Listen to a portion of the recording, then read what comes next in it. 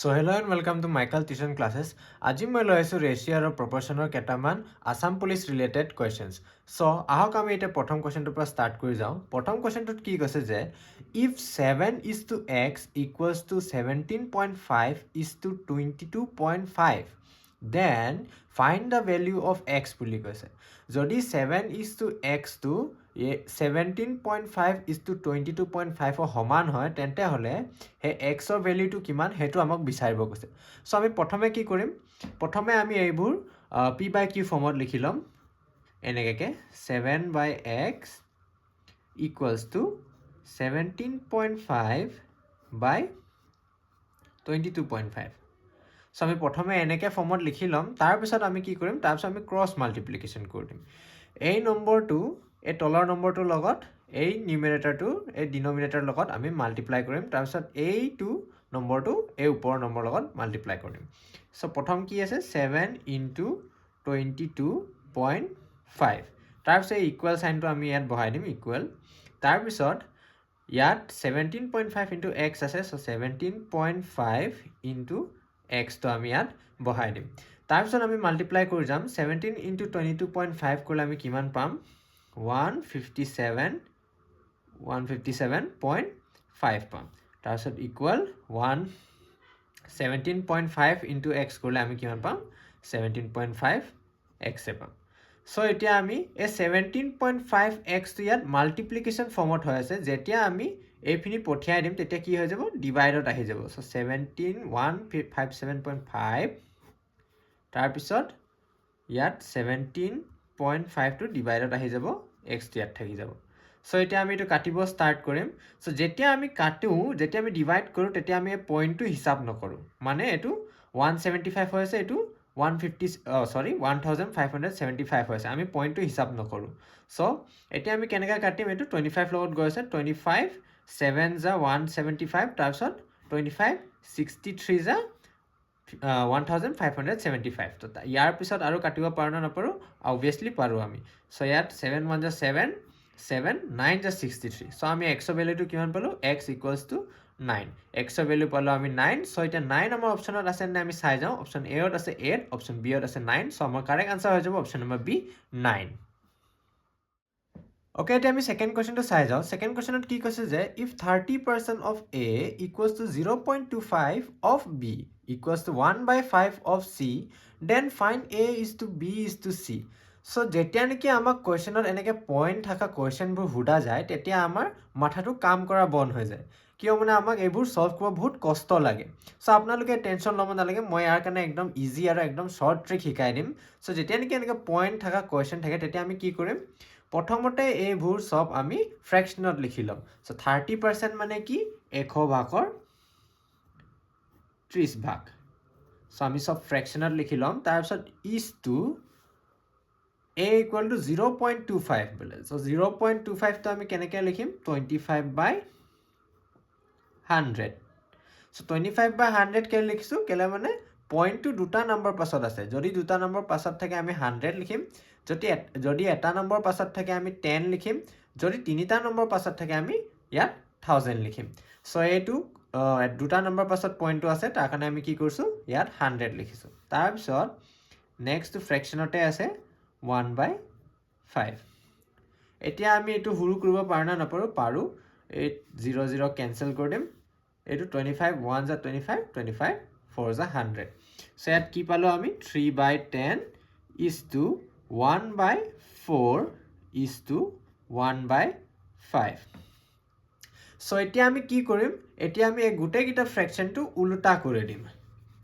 ইয়াত লিখি দিম কেনেকৈ 10/3 আৰু ইয়াত আহি যাব আমাৰ is to 4। 4/1 আহে একচুৱেলি, কিন্তু আমাৰ যদি ডিনমিনেটৰ যদি তলৰ নম্বৰটা আমাৰ 1 যদি থাকে আমি 1 বুলি কেতিয়াও নিলিখোঁ, মানে 1 বুলি নেদেখাওঁ। চ' ইয়াত আহি যাব আমাৰ অকল 4, তাৰপিছত is to এইটো যদি আমি উল্টা কৰি দিওঁ 5টো ওপৰত গুচি যাব, 1টো তলত আহি যাব। চ' আমি ইয়াত খালি 5 লিখিম, 1টো নিলিখোঁ। তাৰপিছত কি কৰিম, এই নম্বৰটোক এৰি এই 10টোক এৰি বাকীখিনি নম্বৰ যিমান আছে, মানে এই 4 আৰু 5ৰ লগত এই 3টো আমি মাল্টিপ্লাই কৰি দিম। এই 3টো 4ৰ লগতো মাল্টিপ্লাই কৰিম 5 লগতো মাল্টিপ্লাই কৰিম সো এতিয়া 3 4 যা কিমান হ'ব আমাৰ প্ৰথমে 10 টো লিখি লম ওপৰৰ 10 টো is to 3 4 যা কিমান হ'ব আমাৰ 3 4 যা 12 তাৰ পিছত is to 3 5 যা কিমান হ'ব আমাৰ 3 5 যা 15 সো আমি আমাৰ ৰেশিওটো পাই গলো 10 is to 12 is to 15 মানে a hall 10 b hall 12 c hall 15 so এটা আমাৰ অপচনত আছে না এটো আমি চাই যাও a ত আছে 12 is to 10 is to 15 b ত আছে 15 is to 10 is to 12 c ত আছে 10 is to 12 is to 15 so আমাৰ কাৰেক্ট আনসাৰ হৈ যাব option number c 10 is to 12 is to 15 Okay, the 3 number question to sound. If 5 is to A is to 20 is to 28, then A is equal to. So, etu eneke type of question to ami keneke solve korim. Prothomote ami ki korim? Etu fractional likhilom. 5 is to A to ami eneke likhilom fractional. Tar pisot yat equal sign to apply.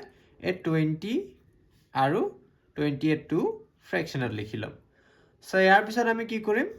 Cross multiplication কৰি দিম a নম্বৰটো a নম্বৰটো লগত multiply কৰি দিম a টো a ৰ লগত মাল্টিপ্লাই কৰি দিম সো ইয়াত 5 into 28 ইকুৱেল সাইনটো ইয়াত দি দিম তাৰ পিছত ইয়াত কি আহিব 20 into a সো যেতিয়া আমি 5 into 28 কৰিম তেতিয়া আমি কিমান পাম 140 আৰু এইখিনিত a টো ইয়াত থাকি যাব 20 টো ইয়াত মাল্টিপ্লিকেশনত হৈ আছে ইফিনি আহি গলে মানে কি হৈ যাব ইয়াত ডিভাইডড হৈ যাব সো 20 টো ইয়াত আহি যাব তাৰ পিছত a 0 0 ক্যান্সেল আৰু 2 কিমান যা 14 2 7 যা 14 সো আমি কি পালো আমাৰ a টো a ৰ ভ্যালুটো কিমান 7 সো ইয়াত আমাৰ অপচনত 7 টো আছে নে চাই যাও a ত আছে 4 b ত আছে 6 c ত আছে 8 d ত আছে 7 সো আমাৰ কাৰেক্ট আনসাৰ হৈ যাব আমাৰ option number d 7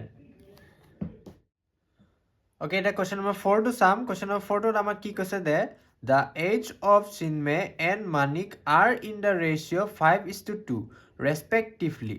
After 7 years, the ratio of their ages will be 4:3. What is the age of Chinmay? So, yat Chinmay aru Manikor age to kiman dise 5:2 ratio dise. So, after 7 years, mane 7 বছৰ পাছত তেখেতৰ age or ratio to kiman hobo 4:3 hobo.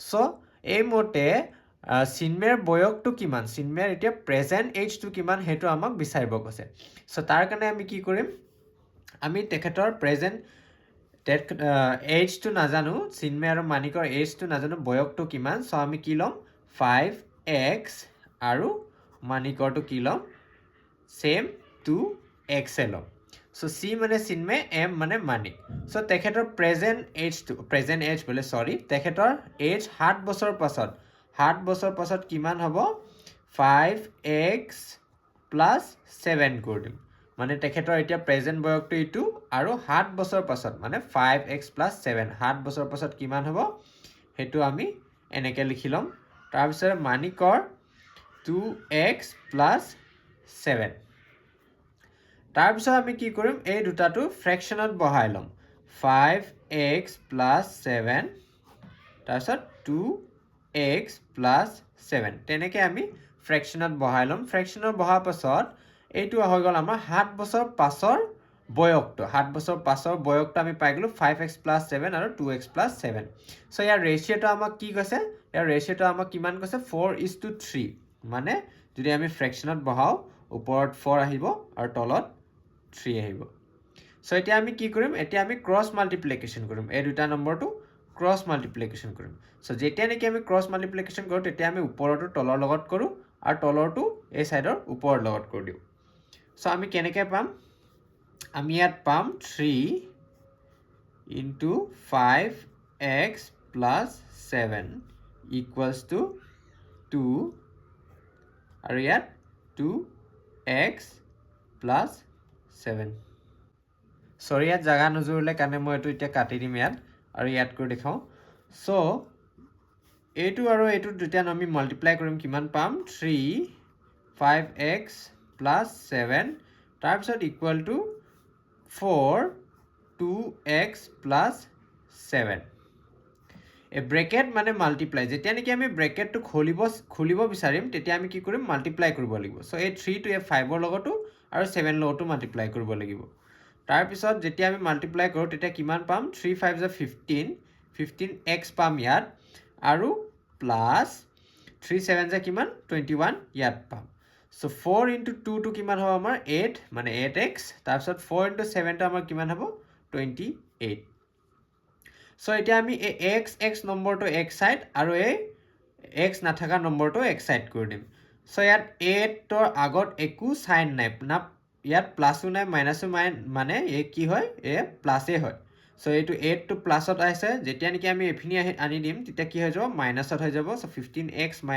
- 8x equal to A plus 21 টো যেতিয়া নেকি আমি এফিনি লৈ যাম কি হৈ যাব -21 হৈ যাব -21 সো 15x ৰ পৰা যদি 8x কাটি দিও তেতিয়া আমাৰ কিমান বাচিব 7x আৰু ইকুয়ালস টু 28 পৰা যদি আমি 21 কাটি দিও এফিনি আমাৰ কি বাচি যাব 7 বাচি যাব তাৰ মানে 7 into x হৈছে ইয়াত যেতিয়া নেকি আমি 7 টো হেফিনি লৈ যাম তেতিয়া কি হৈ যাব 7 টো ডিভাইড হৈ যাব সো যেতিয়া নেকি আমি 7 ডিভাইড কৰিম 7 কিমান বাৰ যাব এক বাৰ যাব 7 1 * 7 সো তাৰ মানে আমি x ৰ ভ্যালুটো কিমান পালো x ৰ ভ্যালুটো আমি 1 পালো সো এতিয়া আমি বয়কটো জানিবলৈ কি কৰিম আমি লৈছিলো কাৰ বয়কটো জানিব লাগে চিনমেৰ বয়কটো জানিব লাগে সো চিনমেৰ বয়কটো আমি কিমান লৈছিলো 5x লৈছিলো সো আমি এই x ৰ ভ্যালুটো ইয়াত বহাই দিম তেতিয়া আমি চিনমেৰ বয়কটো পাই যাম সো 5 into x ৰ ভ্যালুটো কিমান পালো 1 মানে 5 into 1 টো কিমান হ'ব আমাৰ 5 এ হ'ব সো আমাৰ ইয়াত আনসাৰটো পাই গলো আমি 5 সো আমাৰ 5 ইয়ার্স অপশনত আছে না আমি চাই যাম অপশন এ ত আছে 9 ইয়ার্স বি ত আছে 6 ইয়ার্স সি ত আছে 5 ইয়ার্স ওকে আমাৰ অপশন নম্বৰ সি ত পালো আমি আনসাৰটো 5 ইয়াৰ্স আৰু অপশন নম্বৰ সি হৈ যাব আমাৰ কাৰেক্ট আনসাৰ 5 ইয়াৰ্স সো যদি নেকি আমাক ইয়াত মানিকৰ যদি বয়কটো হুদা হলে হয় তেতিয়া আমি কি কৰিলে হয় এই মানিকৰ বয়কটো আমি যেটো লৈছিলো তাত আমি x ৰ ভ্যালুটো বহাই দিলো হয় সো মানিকৰ বয়কটো 2 into x ৰ ভ্যালুটো কি 1 মানে 2 1 * 2 মানিকৰ বয়কটো 2 আৰু চিনমৰ বয়কটো হল 5 সো আজি কেনে বাসি মানে ফ্ৰেন্ডস যদি ভিডিওটো ভাল লাগিছে তেনেহলে লাইক কৰি দিব শেয়াৰ কৰি দিব আৰু চেনেলটো সাবস্ক্ৰাইব কৰি দিব মই আৰু আহি থকা দিনতে আপোনালোকৰ কাৰণে এনেকৈ ভাল ভাল ভিডিও আনি থাকিম সো তব तक के लिए देखते रहिए माइकल ट्यूशन क्लासेस को और सीखते रहिए